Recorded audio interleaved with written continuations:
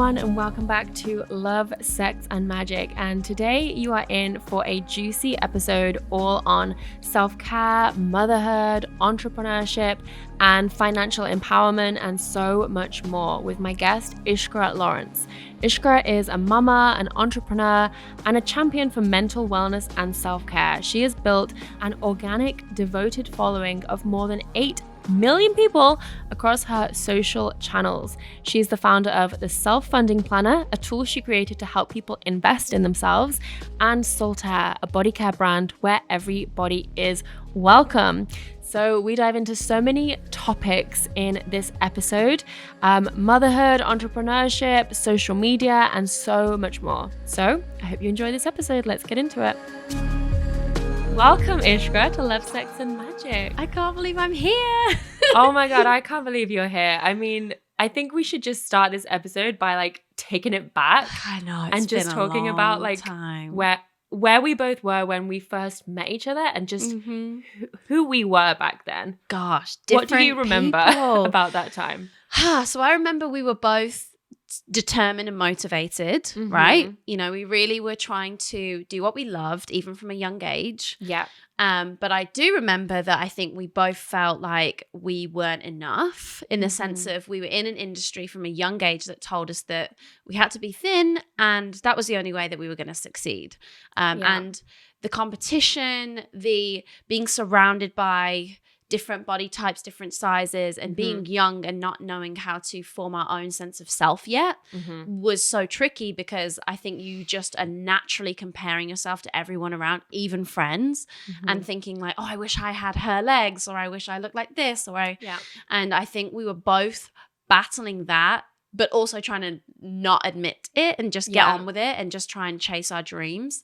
Totally. But it was a brutal world from a young age, I guess. Yeah, I remember us being in that modeling circuit in the UK, and us being I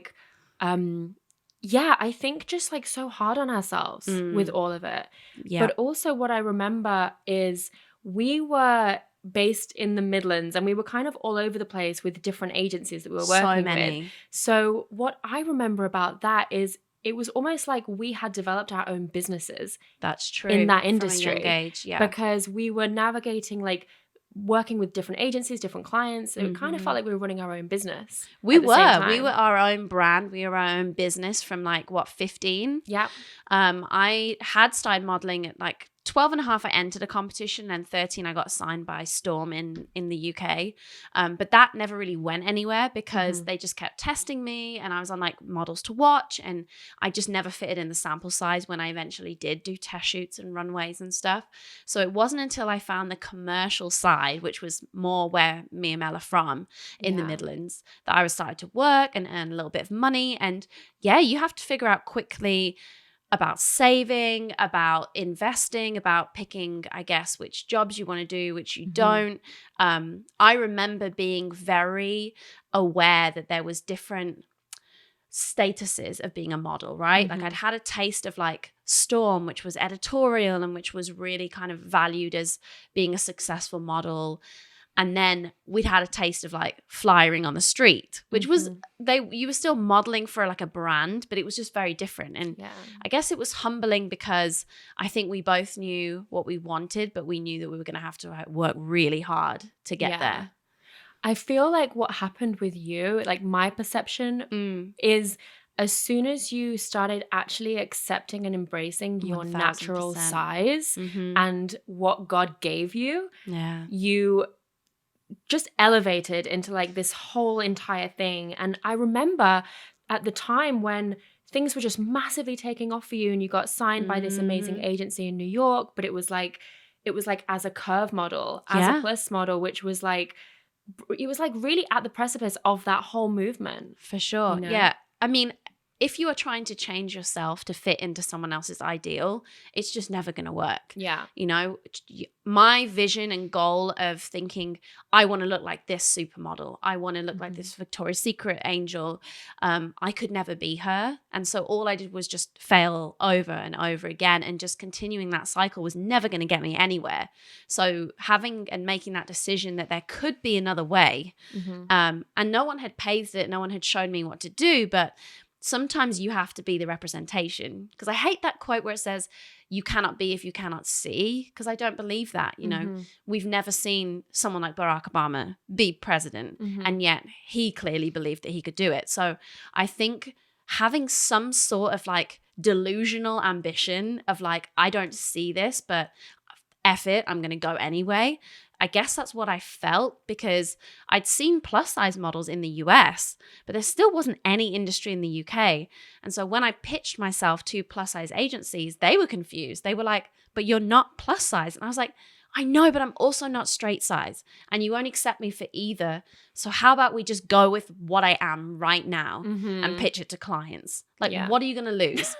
So obviously me and you, again, we both had that business mindset. I had a lot of direct clients. So I got like Tesco's, and I was like their sports bra model, and there was a lot of model mayhem and a lot of just connecting on different websites. And so I pitched to Models One, hey, I'll give you 20% of these clients that I already have. It's not a lot, but it's better than nothing. So you will already start earning. So it kind of takes the risk off them signing me. And luckily there was a girl, Nicole, who was an agent, and she was a curvier Black woman. And she was just like, I want to do this with you. I want to push you. I believe in, you know, inclusivity. And it's just ironic because it's always the Black woman who has to fight the hardest to get equality, to get inclusion. And so the fact that she really believed in us as like curve models in an industry that hadn't really existed yet, it, you know, that was powerful. So she was fantastic. She fought. And then I found out about this agency in New York who, again, were open-minded. They were talking about size inclusivity. And I was like, they're coming to England. I need to meet them. I need to like pitch myself. And I think that's the difference, right? I think the modeling industry doesn't teach you to advocate for yourself. They kind of teach you to get beautiful pictures, look after yourself, ideally be as slim as possible. And that's what's going to get you booked. But they often forget and don't want you to become your own brand and pitch all the other things about yourself. And modeling isn't just about your measurements. Modeling is about showing up early. It's about being effective and efficient, getting changed quickly, which sounds really strange, but trust me, if you're shooting for a brand like Boohoo, which I used to do back in the day, you would change like 60 times in a day. Oh God, I remember and that. You know, the e-commerce world. And that's honestly like 80% of the industry is e-commerce. Because think about when you shop, you're mostly shopping online and you see all those models wearing all those outfits. That's the majority of what the industry is. We think it's Bella Hadid walking for Givenchy. It's not. It's not. It's those girls who are showing up doing the e-com shoots. And we survived off that for so long. And they're really long days. They're like 12-hour days. They can be such long days. You're not really getting fed that much. And I think that's something that I've always remembered about you and admired about you is like you really work hard, you know? And I remember so do you. Back in the day, like, you know, 10 years ago when we first met, whatever it was, I remember like you were a hustler as well. And I know that, you know, for people that might see you with this massive following online and all of this success and these 2 businesses now, or maybe 3 businesses, I guess, if you count like the personal brand as well, people might think, oh, it's probably easy. She probably got spotted by someone. She probably just like got lucky one day and oh, it's easy for her because now she has this audience. Right. And I know that that's not the case because you worked your ass off. And I really appreciate that about you. And in that same breath, you are now a mom. Yes. Right? You're a mom to a 2-year-old angel. And I want to know, how did your relationship with the hustle shift when you became pregnant and became a mom? Because I know it's massively shifted things for me. Oh my gosh. Well, your whole priorities shifted, right? And I don't think I realized how, and selfish to me isn't a negative word. It just means I was really invested in myself for a very long time. And I maybe didn't have time for other people. I think that's why a lot of my relationships failed. I actually vividly remember my ex constantly telling me like, I feel like such low priority.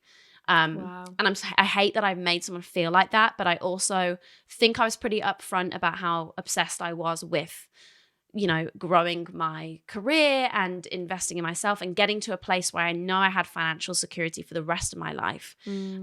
Because that's one of the reasons I felt comfortable having my baby with my partner quite quickly. We were only together a year because I knew that I was financially secure. So no matter what happened in our relationship, I knew I could take care of a child on my own in a different country.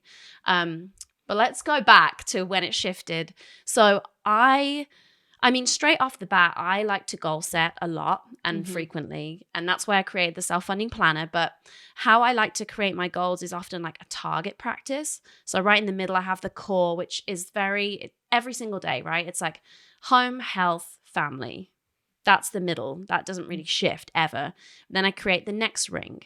And I guess what happens is that never shifted for many, many years. And I felt like I knew exactly what I wanted, what direction I was going. It felt kind of under control because it was just me driving the car, my life or my career, what you ever want to call it. But then there's a baby. Yep. And the baby is right there. Honestly, not even in the seat next to you, like on you.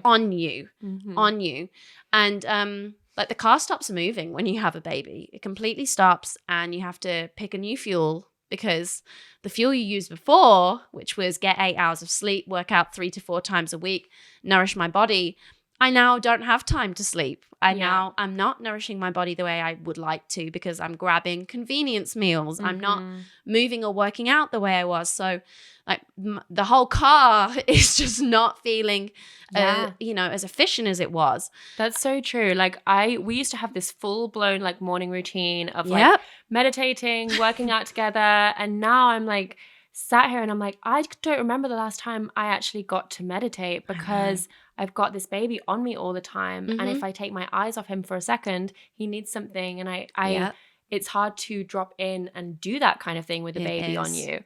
And now like our workouts is like, we can't work out together. So it's like, you hold the baby while I do 15 minutes, then you hold the baby while I do 15 minutes. It changes everything. And, I never want to scare people because I don't think it's scary. You trust me, you want to spend as much time as you can with your child. That's it. And they become your world. And it isn't a negative thing. It's just a huge shift that you have to figure out how you're going to navigate. And I think one thing that is helping me stay productive is time management in the sense of seeing things as minutes, not as just big ominous chunks. So for example, working out is a good one, right? If I have a busy day and I know I have to drop my child off at 8 a.m., pick them up at 11:45, and I only have that chunk of time in the middle, it's like, okay, that's 3 hours. 30 minutes of workout, 30 minutes of showering and getting ready and just breaking up and time managing it. I don't know. Maybe it's because I'm a Virgo and I'm very like logistical and like to plan. But for me, that has helped. Yeah. Because I think when I used to wake up in the morning and not have that kind of, and it's not essentially every day is scheduled, but it's just allotting and minutes to a task, I guess, that helps me be more productive than just letting the day flow and then getting to 5 p.m. and feeling really unproductive and like I didn't get anything done for myself or my career. And having that guilt. Well, at least I fitted that 15 minutes in here. Or think about preparing a fresh meal rather than grabbing a microwave meal. That's going to take me 30 minutes, but I can reply to emails while I'm doing that. Or I think it was just the intentional shift of feeling overwhelmed and feeling out of control and thinking, well, let me at least control the controllables, Yeah, it's like, how can I be as effective with the small amount of time that I do have? Yes. And I think also you have to shift your relationship with it in terms of like, you're not going to get the same amount of things done necessarily. And you're not going to be as, it's just different, right? So like you've almost got to be a lot kinder to yourself in all of that as well. There's been so many days where I don't get anything done on this list that I had done. I'm like, do you know what? All I got done today was feed my baby and be a present mama. And that's more than enough because that's like the most important thing. Absolutely. And before you have a baby, you just can't imagine how much time and energy it takes. And I'm so glad that, you know, Sean is present with you and Philip was here for me, because I think if he had been on the road and traveling and asking me, oh, what did you do today? What have you done? And feed the baby, you know, do the diapers, try and get the baby to nap. It sounds relaxed, weirdly. It sounds like you're just at home with a cute baby. It just doesn't sound as intense as it is emotionally and physically and energy wise. And so I think giving moms grace and not expecting them to be able to do what they did before. And that's how I feel about myself. It's like, okay, I've got this new version of myself. She's probably never going to be the old Iskra, because now she gets to be a mom, and that role takes up a percentage of her time, energy, and just general mindset, right? And I give value to that. I give a lot of value to that. And one kind of me shifting what my idea of success is now is obviously completely different to before having a child. And so now my idea of success is still having these brands and doing what I love and connecting with the community that I've built. But it's also trying to switch my phone off at 3:30 so I can go to the park with my son, because that feels like success to me. Oh, I love that. You know? Yeah, it really shifts your relationship with like what's important, what deems me as a success. And for me, it's like, how can I spend as much time at home with the baby as possible and focused on the baby, you know? Because if I can have my business that's working for me without me needing to be on it all the time, then I get to be present with my baby at home. Absolutely. You know? But I love that goal of like switching my phone off at 3:30. That sounds like a big ask. Yeah, especially as, you know, he gets older and you have, I guess, more of a structure. Maybe he'll go to daycare or school, or and so that is just that's a goal for me every day. It's like, just get it done. And you know what? If I can't reply to you, it just has to wait. Yeah. I'm curious to know as well, like, as someone that's like still, I guess, in the postpartum phase, like in that first 6 months, how has your relationship with your body been like since becoming a mom? Because you've been someone that's been such a big speaker and promoter of like healthy body image. And I'm sure like when you went through pregnancy and birth, like everything changes again.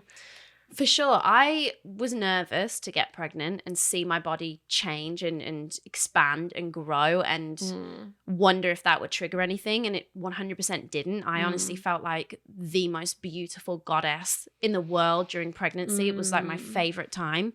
And I was just in awe of what my body could do. And I also felt responsible to be the best, healthiest, happiest home for my child. So there was a lot of affirmations. There was a lot of rest. There was a lot of nourishing foods. I think I've eaten fish more in my life than ever. Like, it was just a lot of fresh meals and movement.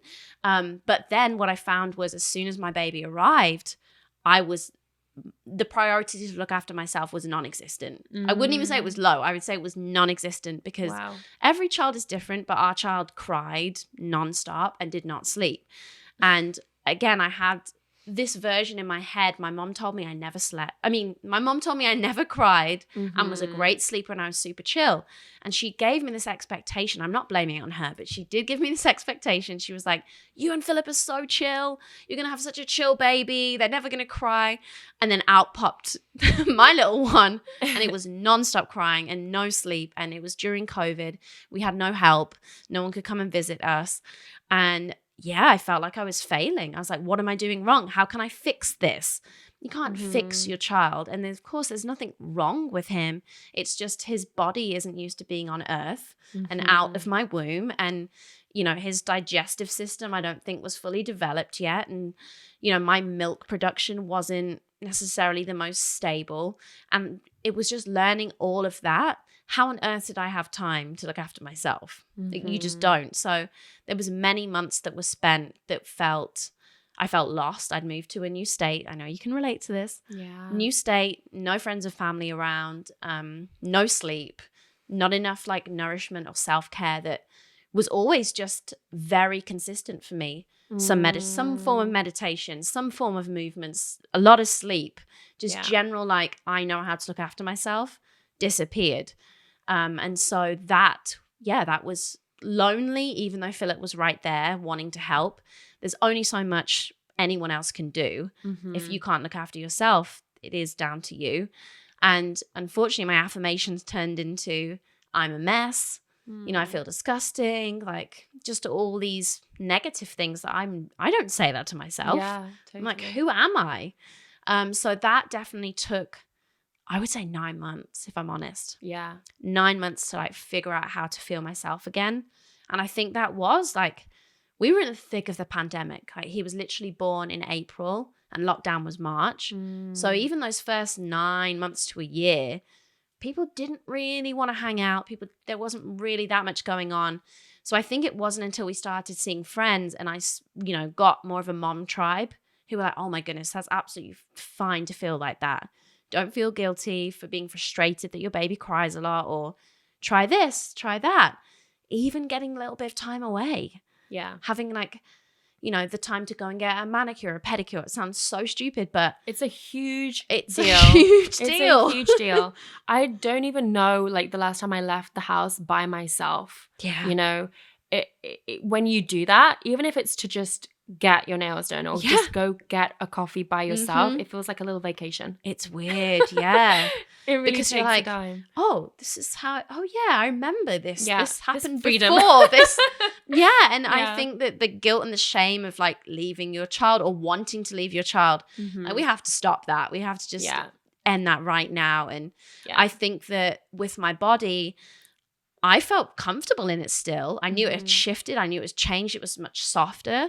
But I was still grateful for it. And one of my closest friends, Nalintha, she has had, you know, a fertility journey for many, many years and hasn't been able to have a child. And she carried children, and unfortunately she lost them.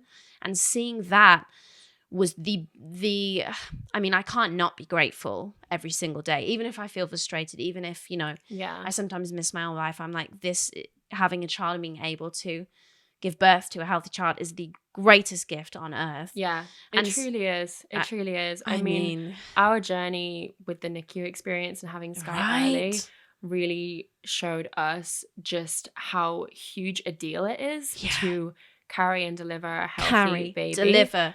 Get through the first year. Like it's just so much. My dad, it's a lot on your nervous system as well. My dad's one of 10 and he lost one of his sisters and she was 2 weeks old. You know, they cut the umbilical cord wrong. There is just, you have to give yourself like, we've been fighting for this child ever since the day they were conceived to make sure that they are healthy and that they are loved.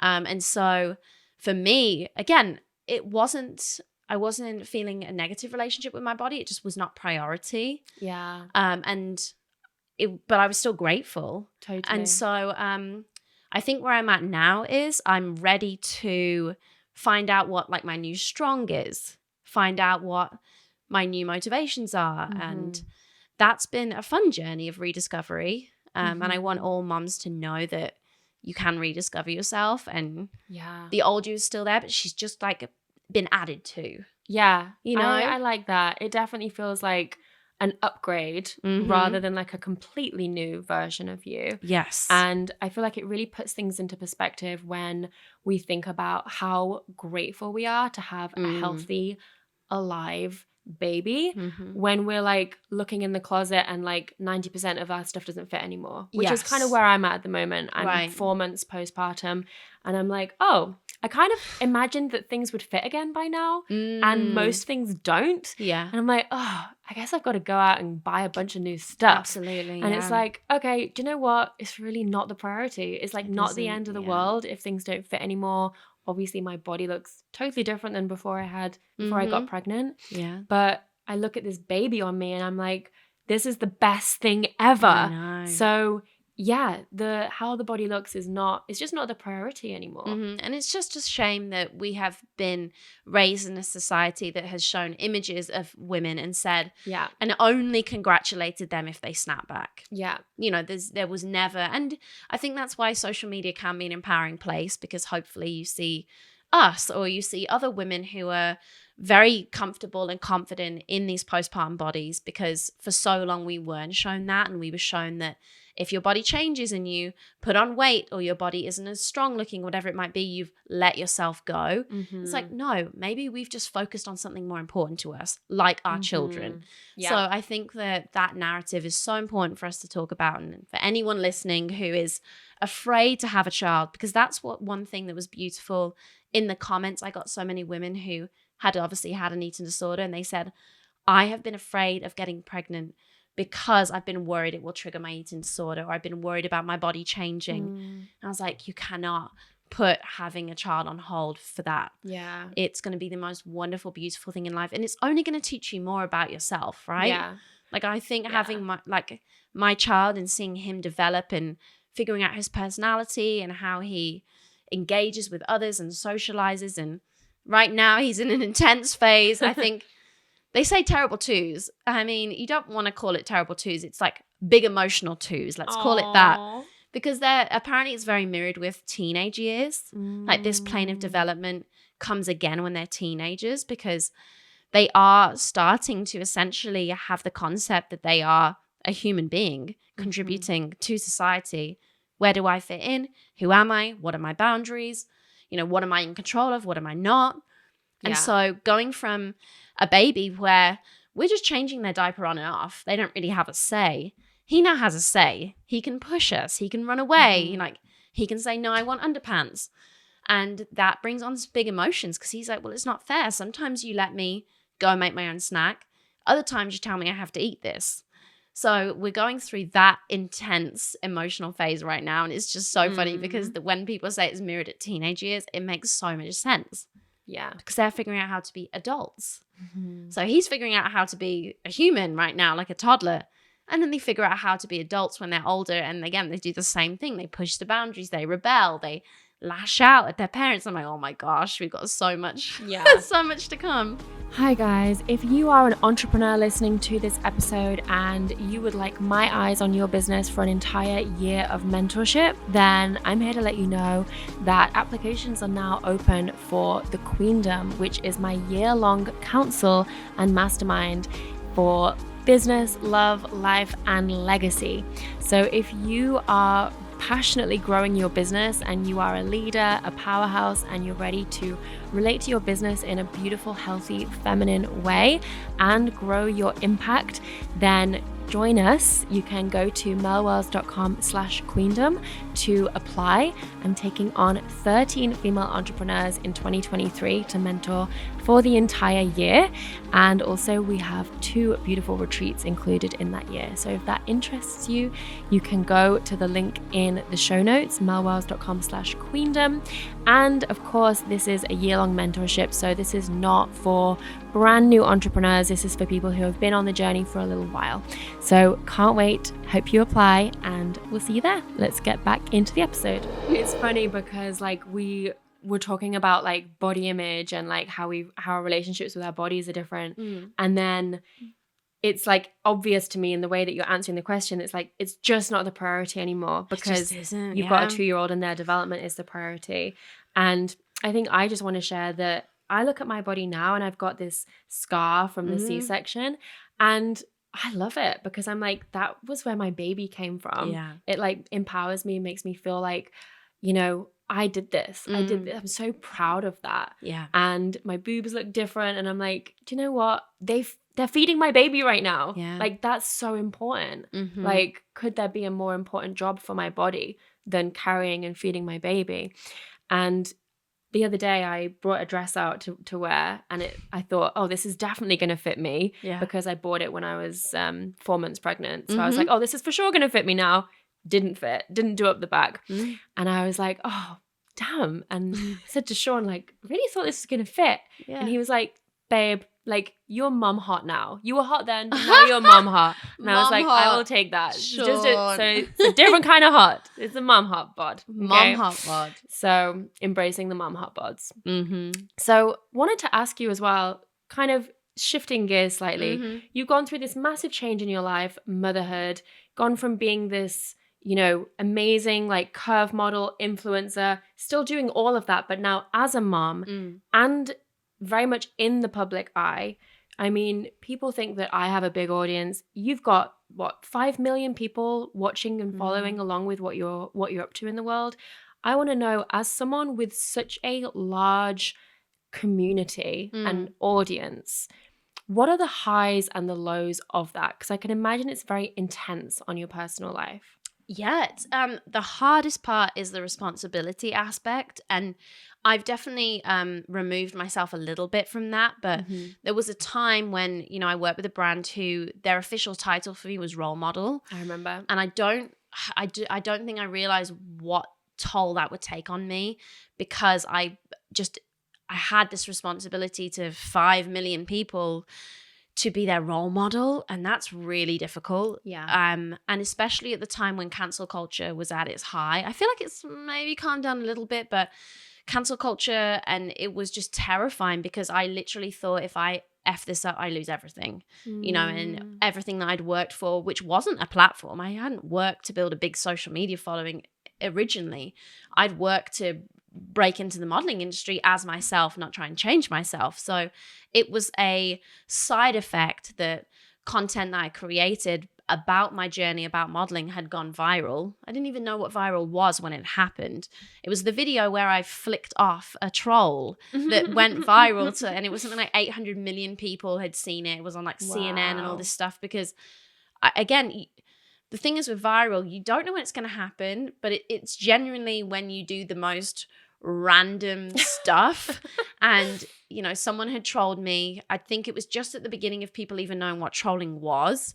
And so I'd like talked about the comment, given the person a middle finger, and posted this video, and it just resonated with people. So that began this like trickle effect of then people just expecting a certain, you know, me to show up for every single cause under the sun, every single type of person and country. And of course I have empathy for everyone, but I don't necessarily always have the information, or I'm not necessarily always equipped to be the spokesperson for every single cause. And so I found that was really tiring. And again, that sounds really privileged, because there are people, and it was often, you know, big mass events around the world, and people be like, why aren't you speaking about this, or why aren't you talking about this? And I'm like, I'm trying, I'm just trying to get the information correct. But also you're human, you know? Like, it's not our job to speak up about every single thing that's going on in the world. I'm not a news outlet. I'm not a news outlet. I kept telling me, I'm like, I'm not a news outlet, and like, I do care. And so I think that was tricky, because it felt like I had to show publicly everything I was doing to not even get the accolades, but just not get the hate for not doing anything. And it was like, that's backwards, because I tell people a lot, you don't just have an impact if you have a platform. Some of the most important impact you can do is someone who doesn't even have social media, but is kind to someone that's walking down the street. You will impact their day by just spreading some kindness. And so I think when you have this major platform and you're expected to continuously have impact and, you know, publicly do stuff, it is pretty exhausting. And one of the greatest things was traveling and meeting people. And that for me felt so much more intimate.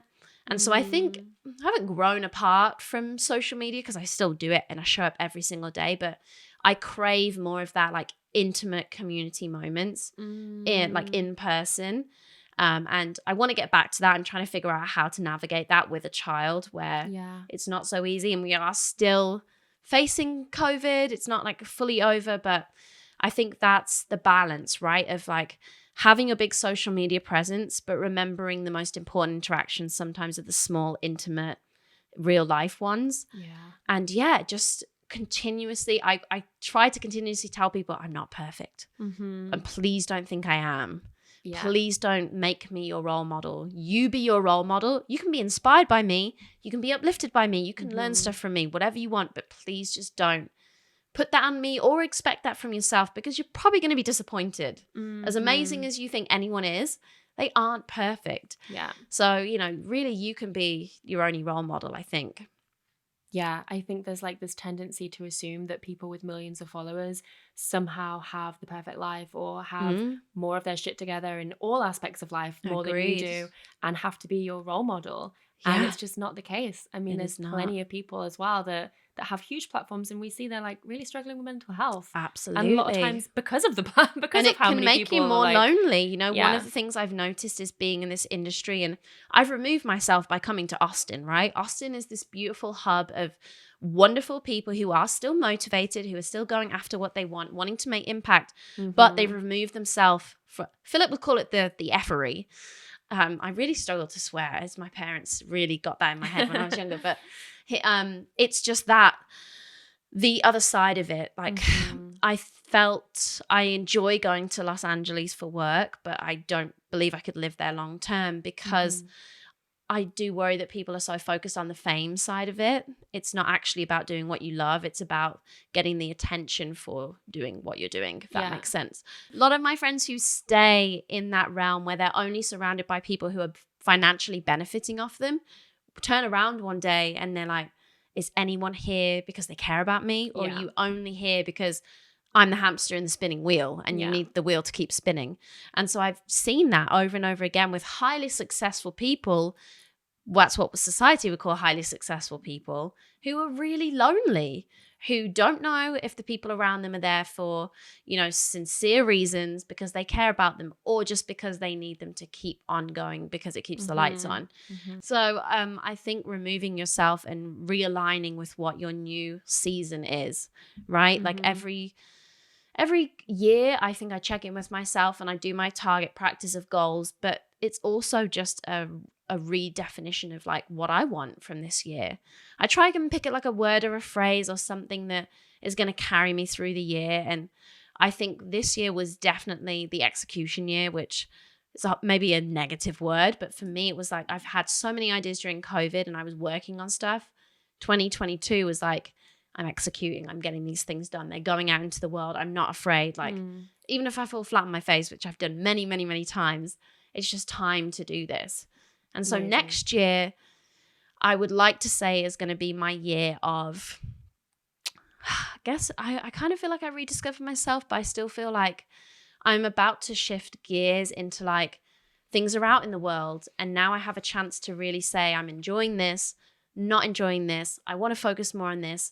So maybe like realignment will be next year's word. Oh, love that. Realignment. Yeah. Speaking of like money, I know you're really passionate about empowering women around money and specifically investing and self-funding. You have the self-funding planner, which we will link in the show notes. Oh, thank you. Where did this all come from, and what are your best tips and advice for women starting to think about financial empowerment? I feel like we're similar in the sense of we did come from, you know, more remote place in England where I saw my family. My parents started their own businesses when I was older, and they always worked for people. We always lived in Kidderminster, stayed in the same town. My dad's one of 10. And I saw my parents take a risk, and it wasn't for a huge financial payoff. It was just for flexibility and for freedom, for my mom not to have to go to work and work for someone she didn't like, but to be able to work from home and be flexible with her hours. And so I witnessed that, and I thought, that to me seems like success. It seems like having flexibility and having financial freedom is something that is really beneficial to people's peace and joy and being able to have a family. So I think I took that on board early on. And the other thing, I was always ambitious, and I knew that Kidderminster could not serve me for the dreams and goals I had. So I knew I had to live in London, or in my mind, I always dreamt of New York. And so again, you need money to be able to do that. So my dad taught me from a young age, maybe about 10, maybe even younger than that, to save 20% of everything. Birthday cards. If you get £10 in your birthday card, you've got to save at least 20%. And that mindset really helped me to understand the value of money and be patient with money. I think we do live in a world, and I fear for Gen Z in the sense of everything seems so automatic now and instantaneous. And with growing wealth, it's not. And I think that's why crypto is so tricky to navigate. And Philip was in crypto in a big way in COVID, and we lost, probably 80% of like long-term savings when it dipped down. Wow. And, you know, that hurt his ego. But for me, I was like, But that's because everyone was looking for these instantaneous wins. And Fast. for me, yeah. growing your wealth is over a lifetime. You know, it's what I'm doing now is impacting me in 10 years and is 20 years. And so I think if you have that mindset of understanding it's not going to be instantaneous, but it will be worth it. And saving those small amounts adds up. Obviously, there's compound interest, which is a huge, huge benefit to starting young. If you're investing $100 into a savings account or a Roth IRA, that is going to compound over the years. So you got your $100, I don't know, let's just exaggerate to make it easy. It turns into $200 the next year. Then you've got $200. So that's going to then go to $400 and so on and so forth. So I think that was a really important thing I learned early. But I also learned that diversifying your portfolio was important, because in modeling, I learned that diversifying my portfolio was important. Like having multiple different streams of revenue. Yes, because we were in an industry that, again, it happened during COVID. I had a client for 7 years. I had a contract for 7 years, which was unheard of. And then COVID happened and it got cut. Just like that. If I hadn't had other streams of income, I could not have paid my mortgage.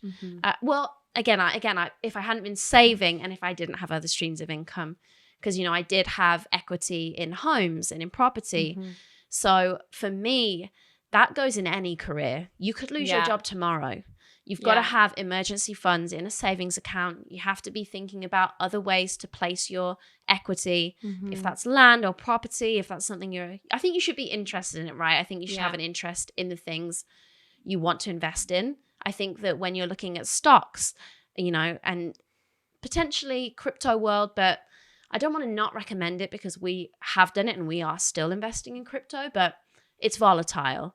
I think that establishing a more secure, safe investment first is best. And I think if you have leftover funds you do not mind losing, then you could dabble in crypto. Got it. So we've got diversify your revenue streams and Absolutely. where your income's coming from. Save 20%. Save 20%. And third piece of advice would be research different types of investments. If it's property, if it's, you know, stocks, bonds, you know, different types of accounts like Roth IRAs, speak to your employer, see if they're matching any kind of like retirement fund, as there's so many things in America that you have to learn that do not happen in the UK. And there's certain types of companies that will give you and match you. So for example, my dad's friend, Jeff, who lives in LA, he had a company, and whatever he put into his retirement fund while he was working, they would match it. And so say if he managed to put in 20 grand to his retirement fund every year, they were matching that. He was getting $40,000 in a retirement fund. And think about the compound interest on that. If you're doing that at the age of 30, by the time you retire, I mean, he was able to buy his son, I think it was a $1.2 million house in cash from just this chunk of money from those original savings. So it's being smart with your money. It's diversifying your portfolio, and it's also seeing what you're interested in. The things with stocks, it's great, is you can basically invest in whatever you like. So for me, I was really excited when Beyond Meat came out, and I was like, wow, these burgers, they almost taste like real meat. This is cool. Let me go and put, and it wasn't a ton, right? Like $200, $300 in Beyond Meat, because I think that was something I enjoy doing, and why not also support them? So I think finding the fun in finance is important. It shouldn't be, well, it's sometimes hard for it not to feel heavy and scary and overwhelming, but I'm telling you, there are free resources online. Go and ask people for advice, especially older people, right? Who have maybe made mistakes and will say like, oh, avoid doing that. I wish I'd done this. Talk to people, be open. And I think finance is, people are scared to talk about money. People are scared to talk about what they earn. I think it can be really beneficial. Even if you get together with your girls and you're like, hey, can we talk about like what savings we're doing, you know, what type of accounts, what our long-term goals are, where we're now, where we want to be in 10 years. Like, can we just like give each other some ideas or like try some things together? Like that's a really great way of doing it.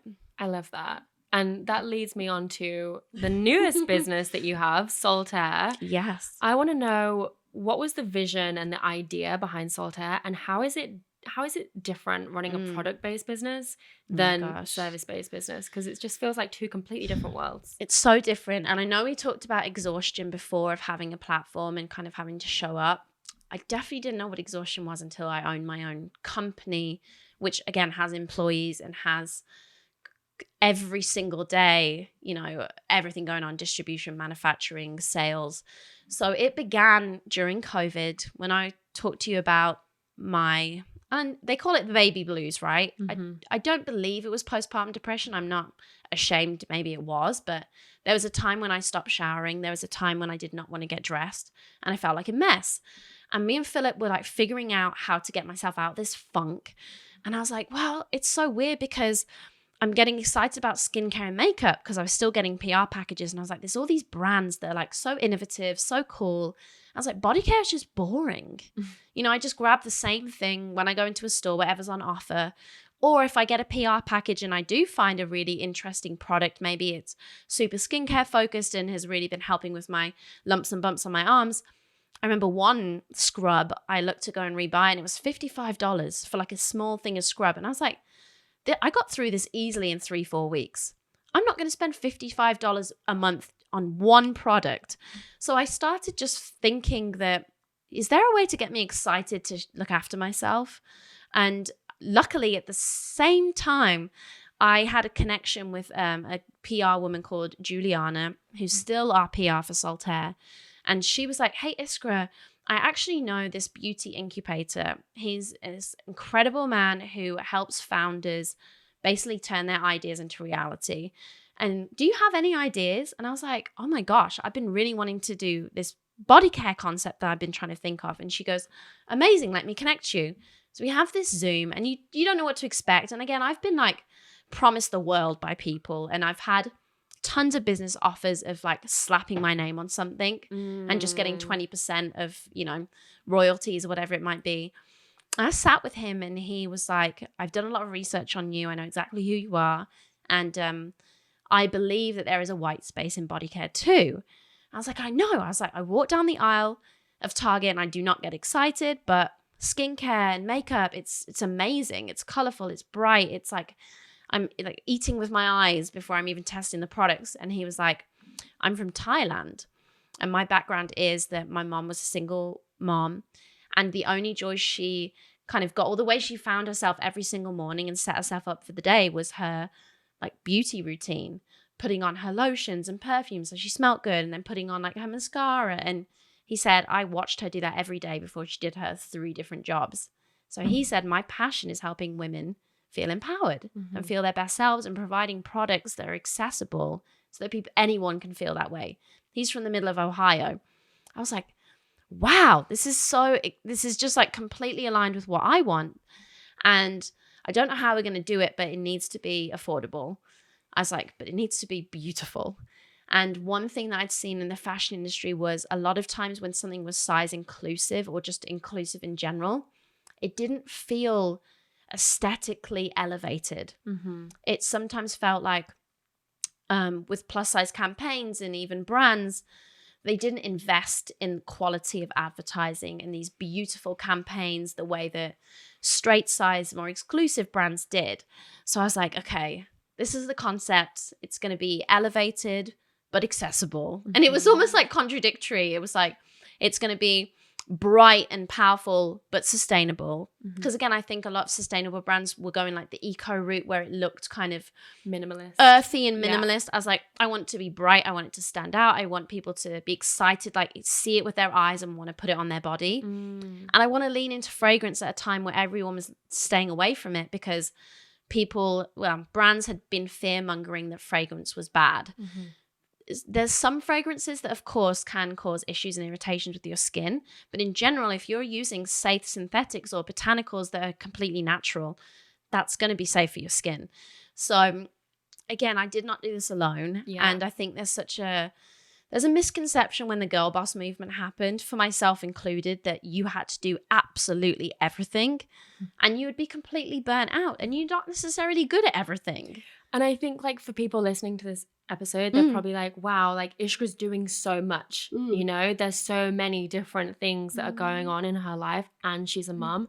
And I think that's a really important point to make, is that you do have a support team. I do. You do have a lot of people helping you out. And yes, like you are managing things and you are the boss of a lot of things, but that doesn't mean that you're doing it all by yourself. No, I'm not. I do not post on Saltair's Instagram. There is a that would be social crazy. team. There is a we have Hayley that's marketing, who's killing it. Like we have Emily, who is like our SEO girl, who's helping us make sure we're up there on Google and getting, sales to go across to Amazon. And then we have an Amazon agency that's helping us get, because listen, I have a second brand, self-funding, which is more of that like girl boss thing, whereas like and it's not because I felt like I had to prove it. I was just so intrigued. I was like, can I figure this all out myself? So that was again during the pandemic when I lost essentially my job. I had the contract that was 50 to 60 days a year of work for a brand.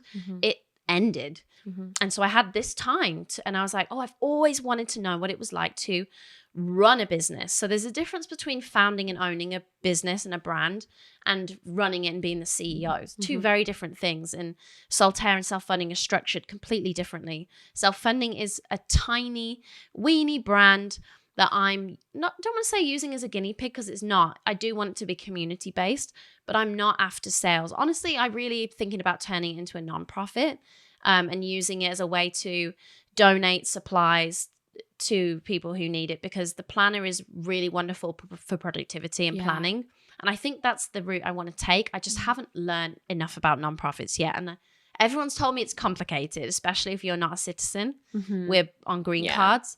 So, wow. Saltair, I have a lot of people helping me. And even though I have to keep the ship afloat and I, the visible founder and face, I could not do that business, because that is a business that we're scaling to transact after about 4 or 5 years. And I want to stay on, obviously, but I will definitely sell some equity. I will negotiate what that looks like. Maybe I only do 1 day a week, and it's very much like, just 1 day a week, I'm in meetings and, working on Saltair and the rest of it. But right now, obviously, it's every single day. And one thing that is tricky is I'm not getting enough sleep. I was going to say, you're doing all of this as a new mom, which I think is just, you're obviously like just have so many different things going on. And obviously you do have a big support team helping you with it, but you're doing it in front of a big audience as well. So just to wrap everything up, I want to go back to something that you brought up, which was next year is going to be about realignment. Yes. Can you just share, like, what does realignment mean to you and what does that look like for you? So like I said, I'm working on a lot of different things. What happens is when you open a new door, you tend to close another one. And I think what I'm learning from is not being scared of social media being everything for me. There was a time and a place where I only relied on that for our income and my sense of self-worth as well, I think, because, I was so worried that if that disappeared, what do I have? And I have to get that out of my head, because I still did all of those things regardless. And if Instagram got deleted tomorrow, I still accomplished all those things and I still, made all that impact. And so my realignment is just not being afraid, and therefore really choosing instead what I'm creating, what I'm putting out, where I'm focusing my energy. So right now I've lived in fear the last 2 years. I think of like, I got to get these brands off the ground right now while I have a platform. I have to do this right now and I did it. Okay. And now I'm in this process of obviously being in the grind, head down, making them take off, and they are taking off. So I think the realignment next year is just like, don't make choices out of fear anymore. Really think about what have you enjoyed this year, take that in, and then release all the other crap that you don't want to do anymore and that hasn't served you, or that, you used and you benefited on, and now you're just continuing to move forward and investing your energy, realigning in what is for you and what is going to serve you next year and what is going to bring you joy. I love that. And I think like as a new mama myself, it's like they force you to constantly re-examine and reimagine your life and look at what's a priority. Exactly. And anything that you're doing that's filling your time up is taking you away from them. It has to be worth it. You've got to keep reimagining and re-examining, and especially because they're just growing so fast. I know everyone says it. Every mom is like, they grow so fast. But oh my God, they grow so fast. And it's like every stage that they're at, they jump, they leap, and it's like a whole new world. And they will require something different from you, right? Exactly. Like your child right now needs you to breastfeed, needs you to hold them physically.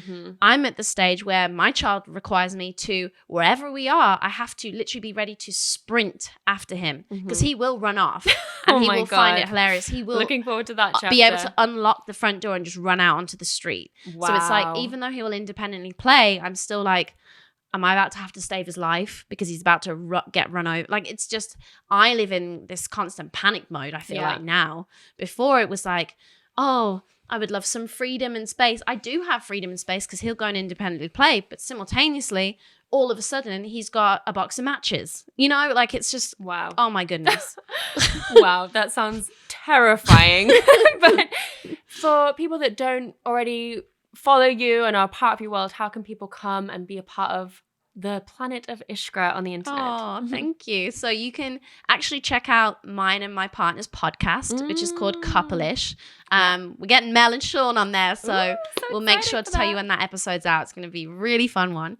And then on Instagram, I am at Iskra, Iskra. Same on TikTok. And honestly, probably don't bother anywhere else. I feel like TikTok is where I'm really enjoying creating content right now. So probably see you on there. Awesome. Well, thanks so much for being here, Iskra. Thank you so much for your time. Being a part of your journey, and here's to more memories. Here's to more motherhood and realignment. So I really hope you loved this episode. If you enjoy listening to this show, I would love if you would leave us a review. And really exciting, you can now have your question answered by me on this show live by sending in a voice note to the show. So you will have the option to have this message completely anonymous too, but it's going to be like getting mini coaching from me on air. So if you want to take part in this, I would love to do this with you. So go to the link in the show notes and you'll know exactly what to do. So thank you so much.